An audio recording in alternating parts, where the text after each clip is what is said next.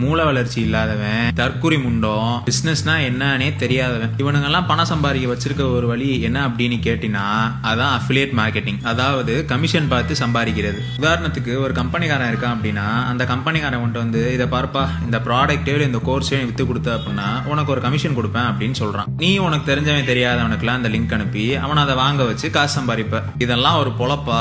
ஒரு யூடியூபரோட கோல் அவன் பெரிய யூடியூபர் ஆகி அதுல இருந்து காசு சம்பாதிக்கணும் அப்படின்றது தான். அதுல அவனோட one of the source of income தான் இந்த அஃபிலியேட் மார்க்கெட்டிங். அதாவது டிஸ்கிரிப்ஷன்ல லிங்கை போட்டு அது மூலியமா யாராவது வாங்கினாங்க அப்படின்னா அவனுக்கு அதுல இருந்து ஒரு கமிஷன் போகும். இப்படி சம்பாதிக்கிறது எப்படி இருக்கு?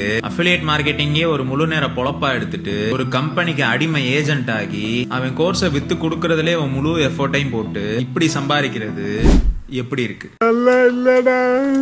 நான் ஏன் ஸ்டார்டிங்ல இந்த அஃபிலியேட் மார்க்கெட்டிங் பண்றவன்லாம் தற்குறின்னு சொன்னேன் அப்படின்னா இதுக்கு பெருசா எஃபோர்ட்டும் தேவை கிடையாது, மூளையும் தேவை கிடையாது. சும்மா இதை வித்து கொடுத்தாலே போதும் அப்படின்ற காமனான பேசிக் ஃபங்க்ஷன் தான். ஸோ இந்த மாதிரி அஃபிலியேட் மார்க்கெட்டிங் மட்டும் வச்சுமே ரன் ஆகக்கூடிய கம்பெனிஸ்க்கு டார்கெட் யார் அப்படின்னு கேட்டீங்கன்னா காசு சம்பாரிச்சா மட்டும் போதுங்க, அதுக்காக நான் என்ன வேணா பண்றேன், ஆனா மூளையை மட்டும் யூஸ் பண்ண சொல்லாதீங்க அப்படின்ற சோம்பேறிங்க தான். இந்த மாதிரி சோம்பேறிகளை மட்டுமே வச்சு ரன் ஆகக்கூடிய ஒரு கம்பெனி இருக்கு. அந்த கம்பெனியோட பேரு